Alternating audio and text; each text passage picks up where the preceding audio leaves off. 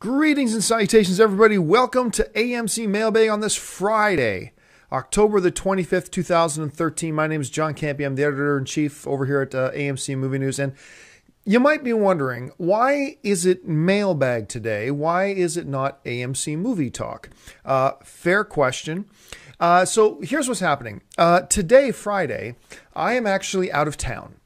And Chris Lee is also out of town. I actually sent Chris Lee to New York to cover the junket for the upcoming Disney film Frozen. Amy Rose is kind of under the weather. A couple of people from the studio are actually off at a conference. So I just decided, you know what, let's not do movie talk then on Friday. And we'll skip that. But I didn't want to leave everybody in lurch. Who wants a Friday without some movie discussion? So I thought, you know what, I'm going to do a mailbag episode for Friday anyway. Now, I know a couple of big things have gone on in the world of movie news, including one of the biggest ones that J.J. Abrams and Lawrence are going to be now writing the remainder of Star Wars Episode 7, and Arndt is now off of it. We will get to that on Monday, and we'll have the full panel discussion on that on Monday. But I thought today we would do a mailbag. Now, for those of you who are familiar with the show, mailbag is a much more casual, just laid back. It's just me sitting here with you, just talking movies, taking your mailbag questions. So hopefully you don't mind that it's just me. And we're going to talk movies for the next, I don't know how long it's going to take us to get through the next bunch of questions. But let's get started, shall we?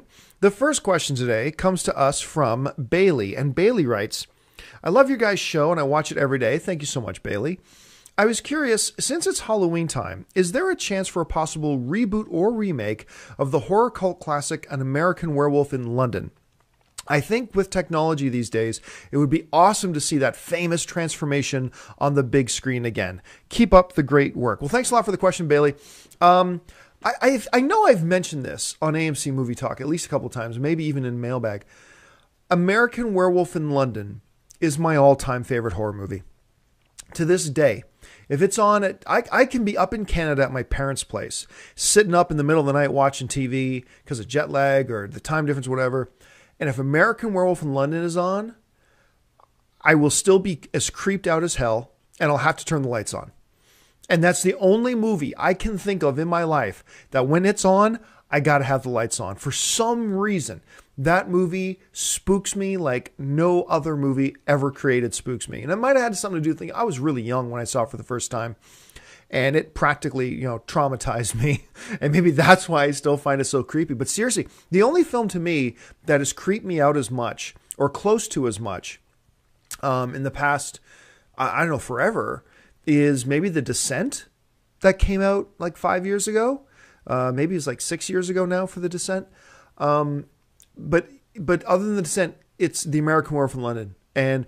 But let's not forget that it wasn't all that long ago that there was a pseudo sequel to that, and it was called An American Werewolf in Paris. And not a lot of people were very interested in it. And in the past decade or so, there have been a couple of werewolf movies, including that one with Anthony Hopkins and Benicio del Toro, that did not do great. And because of those things, the fact that there was kind of a sequel that didn't do all too well, the fact that there's been a couple of other werewolf films that haven't necessarily done too well, and the fact that right now there's a different association with werewolves that's kind of the more young adult, glittery vampire type of werewolves, I don't think so. I don't think we're going to see an American Werewolf in London remake, at least not in the foreseeable future, maybe not in the next 5, 6, 7 years. But hopefully at some point, the werewolf will return. And we'll get some great werewolf movies. And maybe one of them will be an American Werewolf in London. But if you haven't seen the original, I highly recommend you go out and check out the original American Werewolf in London, because it's pretty damn good. Before I read the next question, I'm going to take a quick drink of water. All right, let's move on to the next question. And the next question today comes to us from Sahil C., who writes, I love your show so much, and I'm caught up on it, even though I still haven't seen the 2 new episodes of The Walking Dead. High praise, Sahil. Thank you so much. Every few years, we get similar movies that come out just a few months apart from each other, like Olympus Has Fallen and White House Down, or The Illusionist and The Prestige. Usually when this happens, the first of the 2 movies tends to take away the box office gross of the second movie. Do you guys think it is possible for Need for Speed to take away anything from Fast and the Furious 7 next year? I know that Fast 6 came close to 800 million worldwide, and Need for Speed will be lucky to make a fraction of that, but I just saw the first trailer for Need for Speed, and it actually looks pretty darn good. What do you guys think? Well, I'm going to agree with you, actually. At least as far as this goes, the first trailer that has come out for Need for Speed starring Aaron Paul does look pretty darn good, as a matter of fact. It looked better than I thought it would. Let's put it that way. Now, that being said, so Need for Speed is, I believe that Need for Speed is going to end up being, a better movie than I initially thought it was, because that first trailer looks pretty good. You know, I'm dying to see how Aaron Paul does post Breaking Bad in his career now. Now that Breaking Bad's done, let's see where he goes. He's a very cool dude. So that's going to be better than I think a lot of people are expecting. That being said, no.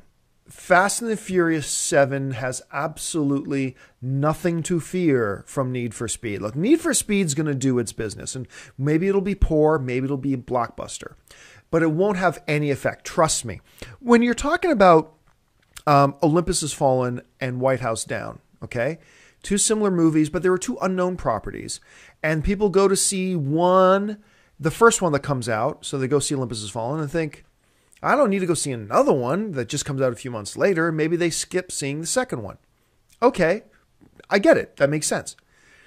But there's an audience, a very big audience out there right now that is going to go see Fast and the Furious 7 regardless of what it opens against, regardless of what opens right before it, or regardless of what opens a few months before it. The Need for Speed success or failure, and let's hope success. So the success of Need for Speed, if it is successful, will not affect in any way Fast and Furious 7. Because like you pointed out, this is not an unknown property. Like those other ones you mentioned, whether it's Volcano and Dante's Peak, or whether it's Armageddon and whatever the one was with Morgan Freeman as the President of the United States, the other asteroid movie. Or, these were all unknown films going at it, and they happen to have the same theme, so one's going to affect the other. Fast and the Furious 7 is a blockbuster, well-established and beloved franchise. So while Need for Speed does look better than I thought, even if it is a great success, trust me, it will have no impact, no negative impact whatsoever on Fast and the Furious 7. Thanks for the question.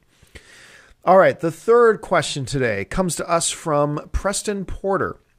And Preston Porter writes, my question doesn't pertain to the movie aspect or anything like that.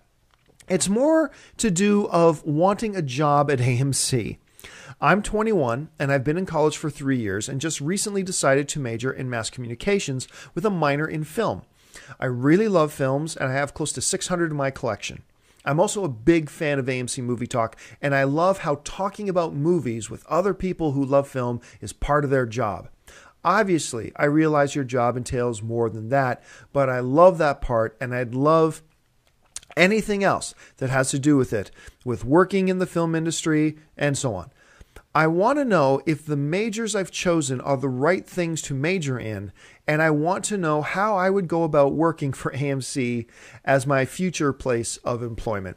Well, Preston, I'm going to make the wild assumption that when you say working at AMC is a part of your future employment, you're talking about AMC Movie Talk, not necessarily an AMC theater. And AMC theaters are great places to work. But I'm going to think you're talking more about along the lines of my job and what we do here at AMC Movie News. As far as are you taking the right things in school? Those sound good to me. Mass communication is excellent. Minoring in film, excellent. Another one that would also be excellent is a journalism degree.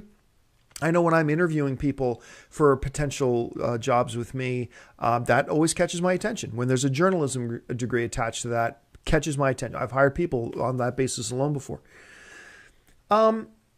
But there's a couple of different ways to answer. The reason I'm taking this question out of the mailbag is because I get a lot of questions just like this one. A lot of people often ask John, or ask Dennis, or ask Schnepp, or ask Amy Rose, how can I do what you do? And why you'd want to do what we do, I don't know. But if you're certifiably insane like us, then maybe you do. So let me give you my career path, how I got here. Okay. And I think this will also reflect on what I look for when I'm looking to hire people. My background is in several different things. I have a background, I was a producer at a visual effects company for a while. I was working in law when I started a movie blog. I started a movie blog called The Movie Blog, and back in 2003. And I was doing that just as fun because movies are my passion. My passion. My earliest childhood memory is my mom taking me to see the original Star Wars. And, well, part of the reason why you see a shirt like this on me. So I started a movie blog just for fun. Had like 15 people reading it. Awesome. Yay, I was so excited. And this is while I was doing my regular job. So anyway, about a year later, I got like 100 or a year or two later, whatever, I had like 250,000 viewers or readers of my site. So it had grown a lot. And I was even making a little bit of money on it. Like I was doing some advertising on it, and I was making like $400 a month in advertising. That's cool. I mean, considering it was a side thing, but I still had my job at the law firm. But anyway, at that point, a couple of friends of mine held an intervention with me. They took me out to lunch one day and they said, John, you are more crazy about movies than anybody else we know. You're having some success with this movie blog thing. You need to quit your job and do it full time. And it probably wasn't the wise thing for me to do. So I quit my job to do full time with my movie blog that was making $400 a month. I moved into like a 300 square foot bachelor apartment with no bedroom or anything in it, because I needed to make my money stretch. I was going to live off savings. And I thought, I'll do this for a while just for fun until my savings run out. Then I'll go back to work. But, a year after that, or a year and a bit more after that, I had 1 million readers a month. And then, I started the world's first movie podcast. And we won Podcast of the Year, not just Movie Podcast of the Year. We won Podcast of the Year we were nominated against my hero, my podcasting hero, Leo Laporte, who runs Twit. If any of you are techies and you follow the Twit network, and we beat his podcast, Twit, This Week in Tech. And still to this day, the most exciting moment of my film blogging career was finding out that we had won Podcast of the Year, and especially what an honor it was to be in the same category as my hero, who is, 1,000 times better at this than I am. But so then there was that, and then Time Magazine did an article with me, and opportunities opened. Anyway, fast forward now another year or two, and AMC eventually gets a hold of me and says, we want to start an online thing. Will you come and do this? Now, between then and then, between the Podcast of the Year and when AMC called me, I had won several things, like G4 called the movie blog the best movie news site on the internet, along with Slash Film and one other. I can't remember what the other one was, but we all tied for that. I think we came in second in Total Film Magazines for best movie news site on the web. We listed in Movie Maker Magazine's sites for filmmakers need to read.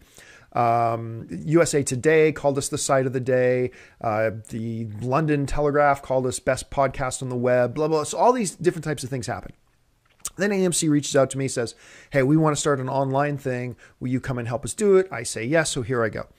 Now, the reason I tell you all of that is because I didn't go to school for what I do now. I went to school for two different things after high school. I did two different things. One, I studied theology, and second, I studied law. So, and that's kind of weird when you look at me. But, so when I personally am looking at resumes and I'm hiring people, I do look for the education, because it's always a bonus, right? If I see somebody, they're serious enough about their life and their career, and they've got their life together enough that they know it's smart to go to school, that means something. If they've got like a journalism degree, that's great. Film, communications, things like that, that's all great. But what I normally tell people when they ask me, John, how can I get to doing into what you're doing? What I normally tell them is this, and it's not a coincidence that it's kind of the same career path I took. I tell them, start a movie blog. It's free. Just do it. Do it because you're passionate about it. Do it because you love film. Just start writing a movie blog and do it for a year or 2 or 3. And then see if you can develop, let's see if your ability to communicate your passion is enough that you start to get a little bit of an audience. You don't have to get 1 million people. But let's see if you can get like 100,000 readers a month. Let's see if you can get like 150, 250,000 readers a month. And then once you've done that for a year or 2, then go to sites like AMC Movie Talk, or go to Slash Film, or go to, Coming Soon, or go to Empire, or go to Total Film, or go to any type of site. Cinema Blend's another really good one. Collider is a good one. There's a lot of great ones out there. And that way, when you go, you're not just going as some guy saying, I love movies, can you give me a job? No, you say, hey, I love movies, I'm passionate about movies. Here's the proof that I'm passionate. I've been doing this blog as a passion project. Here's examples of my work. Here's how I've developed and grown. And as you can see, I've already attracted a little bit of an audience. And to me, that's always been the biggest thing. Like, I've only hired an associate editor 3 times. And each time they have been people with experience and have done this stuff and are passionate about film. They have all 3. Whether it was with a George Routh, or whether it was with Roth Cornett, who's now over at IGN, or whether it was now with Amy Rose Eisenbach, who I got from IGN and had been with Warner Brothers and stuff like that before. That, to me, if I'm looking for a writer, not just a host like a Chris Lee or something like that, but if I'm looking for a writer and a contributor, I'm looking for that. Dennis Zen is our production manager, but he also runs Think Hero, a fantastic pop culture media, movies, and TV site. I mean, he knows everything. So, I mean, that's what I look for. So my advice to you is, I think your majors sound great. Those are good. Finish your program, graduate. And I would encourage you that in the meantime, start doing work in film, even if it's not a job. Start a movie blog. Write every day on it and just develop your skill, develop your craft. Hopefully you can start to build an audience. And then when you're ready to go out and try to get a job at one of these types of sites, then you've got examples. Here's what I have been doing. And I think that increases your chances. Anyway, I probably went on too long in that answer because a lot of you don't care or aren't looking for a career in movie blogging, but I just wanted to address that. Thanks for bearing with me. All right, the next question today, the 4th on our list, comes to us from Debbie Schultz. And Debbie writes, hey, AMC Movie Crew, you guys have mentioned you get thousands of emails a week from viewers. And John, I know you've been doing movie blogging for over 10 years now. My question is, what is the most annoying trait you often see in movie fans? I'm sure you've seen a few. Love the show. Thanks a lot for the question, Debbie. And yeah, I mean, look, let's face it. Us movie fans, we have some amazing qualities. And like any other group and subgroup and sub-subgroup of people, we have some annoying traits. And, that's fine. I mean, one of the most annoying, I'll get to my most annoying in a second. One of my most annoying that I really, really hate is, somebody asks you to give a top 10 list. You give a top 10 or you give a top 5, or somebody asks you to name your favorite this or that. And you do. And then somebody goes, you didn't put, Martin Scorsese's whatever film on your list. Therefore, and here's the big magic word, your list has you lost credibility. That's the word. It's either invalid or credibility. That's the thing. When people who generally have no idea what they're talking about will go, you make a list of top 10 superhero films. It's like, oh, you put X-Men First Class at number 7 instead of number 5. Therefore, you lost credibility. It's like, really? Are you that big of a moron that do you believe the horse crap that's coming out of your pie hole right now? Do you really think that? Because that guy's list, he has something at number 7 that you have at number 3.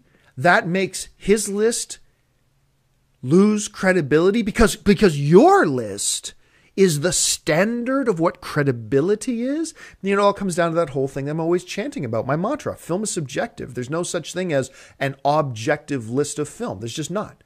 If it can't be measured, then it's subjective. Simple as that. You can measure. I still have people try to tell me, by the way, no, John, Citizen Kane is objectively a good movie. No, it's not. Look, I can objectively tell you how tall this wall is because we can take a measuring tape and objectively, quantifiably measure the height of this wall. And if you can't do that, if you can't objectively and quantifiably measure something, then it's not objective. It is then, by definition, subjective. Means it's open to opinion and interpretation. So that's why I laugh. That annoys me a lot. But let me tell you my most annoying habit of film fans. And look, I'm going to tell you right now, it's confession time. I have done this too. And you have done this. We've all done this. But it is nonetheless the thing that annoys me most about us as film fans, okay? And here's what I mean. It goes back to the subjective thing about film again, right? And here's where this drives me crazy. If I say, it's people who get offended or really riled up or angry or want to condemn you to hell because of an opinion you have about movies. That drives me crazy. And now it's an awful lot like people saying, oh, then you don't have credibility. They're kind of the same thing. They're kissing cousins. There's that and this whole thing about people who get angry at you because you have a different opinion about film than they do. These people both make me laugh and drive me nuts because, here's a couple of great examples. Number one, everybody knows I love The Dark Knight. All right. I think it's the best of the series. Between Batman Begins, The Dark Knight, and The Dark Knight Rises. I thought The Dark Knight Rises was the weakest. I thought The Dark Knight was the strongest of them. I think it's a great film. I mean, I've seen it so many times. I love that movie. But I'm the type of guy who, even if it doesn't matter what the movie is, I will sit here and tell you exactly what the weaknesses are about the movies I love because I know it doesn't change the fact that I love them. So I've had discussions with people and I've said online, Dark Knight, awesome film, loved it. This is so great. This is so great. This is so great. But I believe it's a little overrated. And I believe there are certain flaws in the film, that this and this and this. And I won't go into a big diatribe about The Dark Knight because I love the film, but, I thought there were flaws. And I think it is a little bit overrated, blah, blah, blah. Well, you'd think that would just mean somebody say to me, well, John, I disagree. I think The Dark Knight is a pretty much a perfect film, and I think it's like one of the best ever, so I disagree. That would be fine.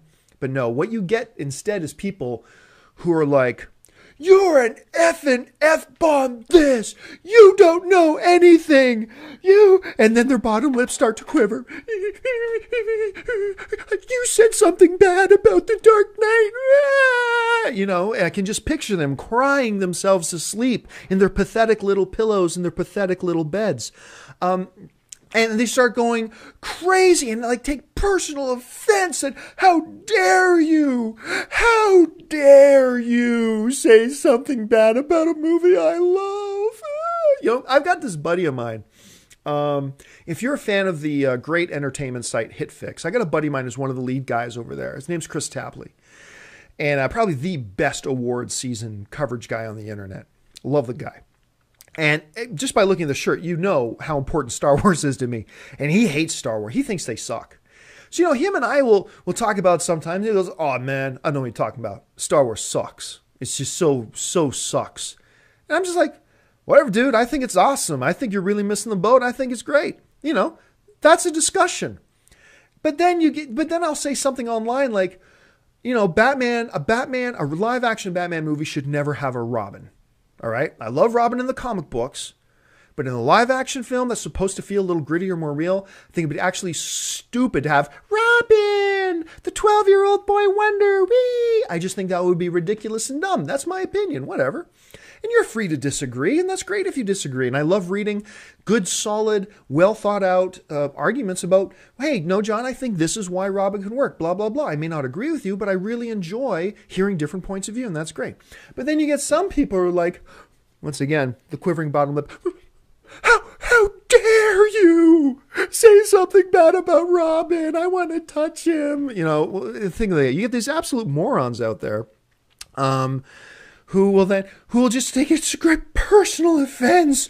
Oh, you said something. You said Robin shouldn't be in a Batman movie. My life is ruined. Like it's like I just went into their mailbox and stole their paycheck. I mean, so yeah, what part of us as film fans drives me most nuts? They both really come down to the whole failing to recognize the subjectivity of film and being able to have different points of view and opinions and have friendly, intelligent conversation about it without having to change each other's minds. I mean, and one is the you don't have credibility because you had something at number 5 instead of number 4. But the biggest one to me is that people get really angry or personally offended if you dare say anything bad about either a movie they love or present a point of view that is different from their point of view. And they're so insecure and they're so mentally minute that they can't handle understanding that somebody else, that the way they think is not the way everybody else thinks. So, I mean, that's just the way it is. Look, I'll have fun conversations with people. Like because, Man of Steel is my favorite movie of the year, just is. And a friend of mine will say he thought it was terrible. I say, you're an idiot. You're insane. But we say that jokingly because we both understand that film's subjective. I know that film's subjective. So does he. But we just like to talk passionately. That's cool. That's one thing. But it's like the visceral nature of some people who just are so, incomprehensibly stupid that they can't grasp the subjectivity of film and understand that, hey, we're all film fans and you may like one thing, I may like another, and you may not like something I like, and that's all cool. That's crazy. That's the thing that drives me most nuts. All right, let's move on to the next question because I'm starting to run out of time here because I'm blabbering on so much. Isn't it odd that when I'm alone, I actually blab longer? Anyway, my wife always tells me, my wife will sometimes watch AMC Movie Talk with me, and she'll turn to me or watch one of our mailbags or watch something else that I'm on, right? If I'm I do a radio show in Canada and I do a bunch of other things, and sometimes she'll look at me and my wife will go, when's the part that you don't talk? That's my favorite part because I'm long-winded, I know. All right, next question comes to us from Jared Venikirk. I hope I'm pronouncing that right, Jared. My apologies if I'm not. Hi, guys. I've been watching your show for quite a while now, and I love it. Thank you so much, Jared. My friends and I love games, and we love Halo. And I wondered if there will ever be a Halo movie because I believe it will make a lot of money. Hope you guys answer. Bye. Thanks a lot for the question. Yeah, Halo is one of those really interesting Hollywood stories because you know the story. They were planning on making it. Peter Jackson was going to produce, and they brought in Neil Blomkamp to direct. Studios got nervous about the spiraling budget, an unknown director, blah, blah, blah. Then the people pulled out, and Jackson said it was still happening anyway, and then it didn't happen at all, and all this. And then finally the plug got pulled. And that's going back 6 years now, maybe 7 now. But Halo is one of these franchises. It's so popular. I still believe, and some people call me crazy for this, and that's fine, but I still believe that we are eventually going to see a Halo film. I have to believe it.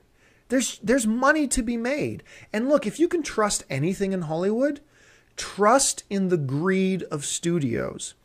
Just do it. Trust in the greed of studios. If they think there's really money to be made on a property, then they will make a movie on that property. They're in the business of giving the audience what they want. But I will say this, every year that passes that we don't have a Halo film, I do believe decreases the chances that we'll ever get one. Because Halo next year is not going to be as popular overall as a brand as it is this year. Much like Halo is not as popular as a brand as it was last year or the year before that or the year before that. And I believe the most popular days of Halo are behind it. It's still mighty popular, but I believe it is not as popular as it was at one point. And my fear is that as each year passes, and we move further and further away from the peak of Halo's popularity, which is now in our rearview mirror. The peak of Halo popularity is in our rearview mirror. The further and further away we get from that peak, I believe the less and less the chances are that we're finally going to get one. And I believe now is the time. I believe now is the time that these studios should be looking at this property and saying, we should start putting something together. Because we're not doing ourselves any favors, and we're not doing the fans any favors by putting this off year after year after year after year. Let's do it now. Let's make this now. Because with the type of money I believe a Halo franchise could make now, you're still talking franchise money. So not only could it be a great film and a successful film, but if it is successful, then it's still popular. You can now spawn Halo 2 and Halo 3 and Halo 4, and that'll do nothing but boost the sales of the video game. So I don't understand the waiting. Now, at the same time, a lot of people have said the exact same thing about Last Airbender, about Dragon Ball Z. It's got all these billions of fans, and the movies come out and nobody goes see them. Now, you can make the argument, well, that's because the movies were bad, but you don't know it's bad until the movie comes out, until the opening weekend and word of mouth starts going around. And so, I mean, it's a risk. I recognize it's a risk, but if I'm a studio executive today, I put the wheels in motion for a Halo film, and I do it as soon as I can. We don't rush it, but we start it as soon as we can, because I don't believe there's going to be a better time than today. So anyway, that's just my thought on it. All right, last question of the day, and the question comes to us from Sammy Murphy, who writes, I wanted to ask you guys about reviews. And if a movie's early reviews are bad, will that affect the movie at the box office? Thanks for keeping me up to date in movie news. I love your show. I watch it every day. Keep up the good work. Thanks a lot, Sammy. This is actually a question I've addressed a lot on the show, but it's always worth bringing up now and again for a minute. Yes, negative reviews and positive reviews do affect box office. A lot of people like to pretend they know something and say, no, they don't. Reviews don't mean anything. Because look, that movie got terrible reviews, but it made $300 million. Yes, but had that movie had great reviews, it would have made $400 million. So it does matter. This movie got great reviews, but only made $70 million. Yes. But if it had bad reviews, it probably would have made $50 million instead of 70. So the reviews do matter. This is a story I've told before, but it's true. I had a studio exec tell me once that roughly speaking, there's exceptions, but generally speaking, reviews will give you a 10% swing either way.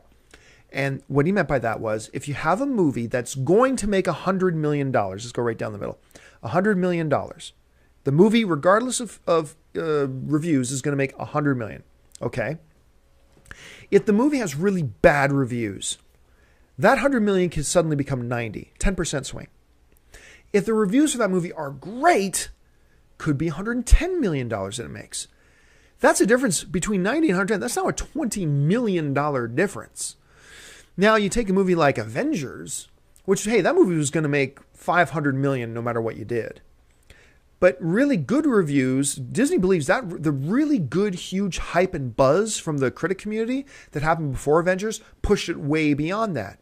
So, give and take, it depends on the individual film, but I like what that exec told me, that generally speaking, you'll have about a 10% swing. So yes, bad reviews or good reviews will affect the box office. Don't listen to people who say, yeah, well, Transformers 3 had really bad reviews and it made $700 million. Yeah, that's fine. But if it had really great reviews, it would have made $800 million or $850 million or whatever. So yes, reviews do matter and they do count. Well, folks, that'll do it for me. I've gone over a half hour already because once again, I apologize that I blab on so long. But thank you so much for joining me. I really appreciate it. AMC Mailbag will be back again tomorrow and Sunday. Dennis Zen is going to be hosting those. I believe Amy Rose Eisenbach is going to be joining him. And then we'll be back again on Monday with AMC Movie Talk. And listen, don't forget, on Friday, November 1st, me and the whole AMC Movie Talk crew, we are going to be doing a panel talking about comic book movies at Stan Lee's Kamikaze at the Los Angeles Convention Center. Once again, that's Friday, November 1st. it's 3:30 p.m. that we take to the main stage. So we hope to see you there. If you do, don't be shy. Come on up and say hi to us. We'd love to meet you. So, yeah, lots of great movies playing in AMC theaters everywhere right now. Head on over to www.amctheaters.com for your theater, showtime, and movie ticket information. Thanks a lot for joining us, guys. Don't forget to subscribe to our YouTube channel. My name's John Campia for AMC Movie News. And until Monday, bye-bye.